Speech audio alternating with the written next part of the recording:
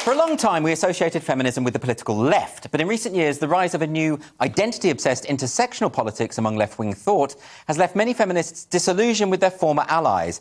Left-wing feminists such as Julie Bindel and Suzanne Moore now regularly write for right-leaning papers because their views are no longer palatable for those who run publications such as The Guardian or The New Statesman.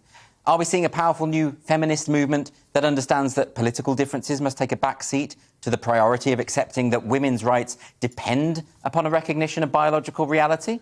Well, joining me to discuss this are Caroline Ffiske from Women Uniting, Maya Forstater from Sex Matters, and Heather Binning from the Women's Rights Network. Welcome to the show. Thanks for coming.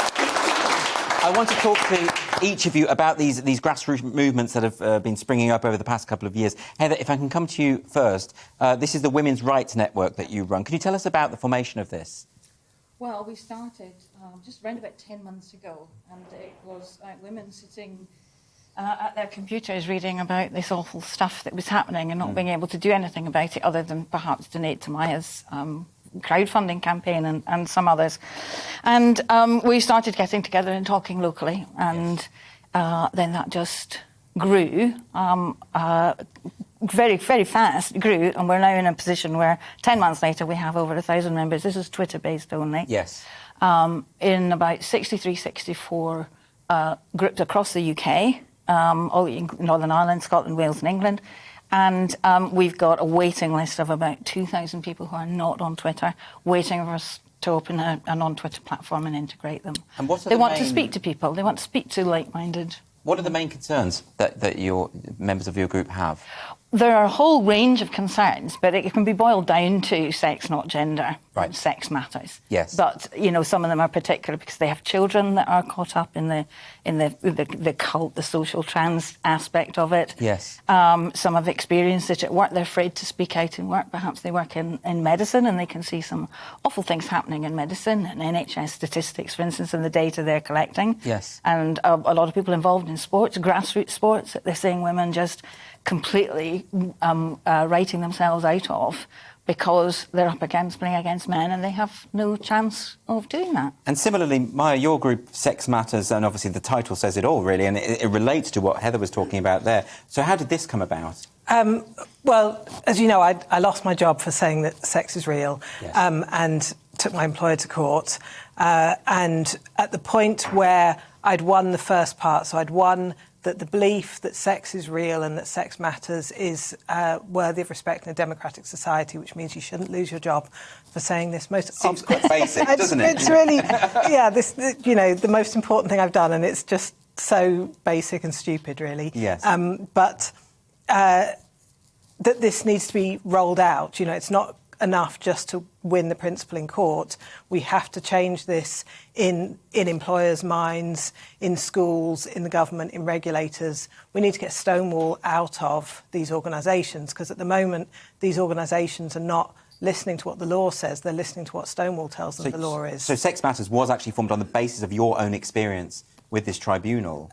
Partly hearing from thousands of other women and men who are frightened of speaking up at work. Because in your case, it was what was most sinister, I think, was you had to take it higher, didn't you? You had to take it to the appeal courts, because initially the judge had ruled that, your view that recognising biological sex isn't worthy of respect. Right, and the judge had relied on this thing called the Equal Treatment Bench Book, which is this, it's not the law, it's guidance for judges about how to run their courtroom. Right. And it's not a bad thing, you know, you need guidance on how to deal with Welsh speakers and people who want to pray, and you know there are lots of things that a judge needs to know about the people that might come into his courtroom, his or her courtroom. But this thing has got bigger and bigger, and the chapter on trans has morphed into this thought control for judges, telling them that they must respect everyone's pronouns, they must enforce everyone's pronouns, which means that you know women who are getting divorced from men who now say they are women are told in the divorce court they must call their husband she. Right. And similarly, you know, criminal cases. And so that was what influenced, I think, my judge. You know, he'd been told, he'd been trained that that's the way to run justice. Yes. And so then I was there saying, but but this isn't true. Right. And now they've revised that somewhat. It's got quite a lot of my case in it now. So, and just to come to you, Caroline, so, and your group, Women Uniting, that is you are specifically, because you come from a conservative background. Okay, so I'm Conservatives for Women. Yes. And Women Uniting is sort of a meeting point for women in all of our major political parties. Yes. So the Lib Dems, Labour, Greens, we've even got people from the Communist Party, Women's Equality Party, women in all of these parties saying we've absolutely got to work within our own parties to re-establish sense. I mean, that's strange bedfellows, isn't it? These people who would have been absolutely locking horns years ago, now finding this common ground. This is fascinating. Well, I think it's because, this stuff is foundational. We know that sex is real. We all know that. I think, as I've said before, I think everybody in the debate knows that, both sides. So what would you say to... Stonewall would claim that what they are trying to do is simply uphold the rights of marginalised individuals. What would you make of that claim? I think they are overriding the rights of other groups. And that's where they've made a mistake. Instead of saying, let's meet as equals, let's look where rights might collide and let's find solutions, they have pretty much started to say that gender identity and people who identify with gender identity, that their rights override women's rights. So Stonewall's position is that trans women are women, and their position is that trans-identifying men must be allowed into women's bathrooms. So that's a very direct conflict of rights. And Stonewall have been very clear which side they're on, and that's not upheld with law in this country. Do you think, Heather, that you are making progress? Do you think things are going well for your various movements? Yes, I do. I think the Respect My Sex campaign that the three of us have been running since the election campaigning started, just at the beginning of April, and will end this Thursday, in the short term anyway, has really cut through. I think it's ridden on a wave of a huge number of things that have been achieved and done. Amaya's case, other cases in courts, things getting, highlighted. And I think we're really cutting through. We're hearing from some sort of feedback or letters back from councillors that have been written to. They are now talking about this small minority. So they're kind of now talking about the less than 1% that would actually be transsexuals as we used to know them, rather than the wider just trans umbrella, which covers such a huge number, as Caroline alluded to just now. Yes, so Respect My Sex, this idea, it seems to me to be pivoted specifically towards politicians and saying, well, if you want our vote, you're going to have to respect our rights. Is that the strategy here? Yes, the first thing is politicians need to be able to say what a woman is. They do struggle with that. They do. It's boiled down to, asking on the doorstep, can a woman have a penis? But it's a good conversation starter when they come and knock on the door. That's a nice talking point, yes, I suppose. Yeah. You see them running away.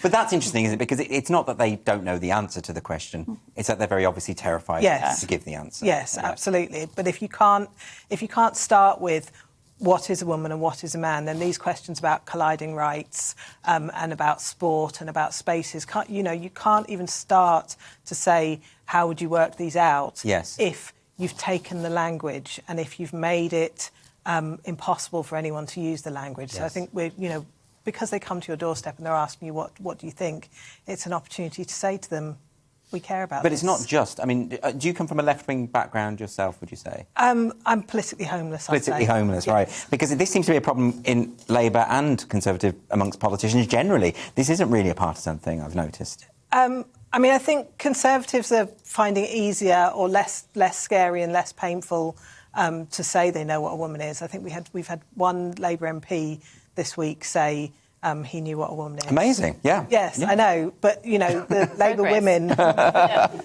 Labour women can't say it. They can't say it. Lib Dems can't say it.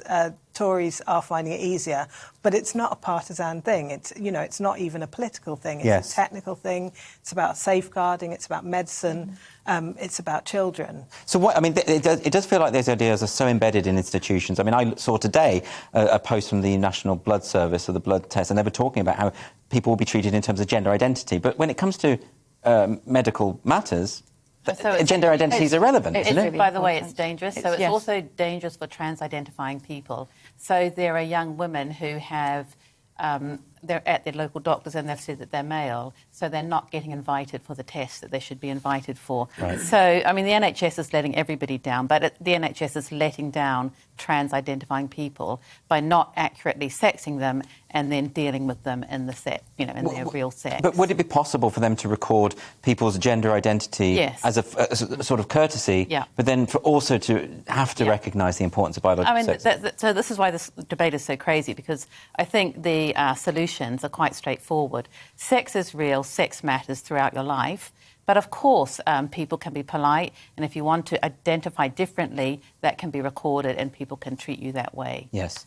Just a broad question, just to finish. Do you think that we are seeing a new feminist movement? Well, because it seems to have spurred on a lot of energy around these discussions. Absolutely, definitely. I would also pick up on the political point from my network. I know that more than 50% of the women in my network were Labour supporters, but they were currently not supporting Labour.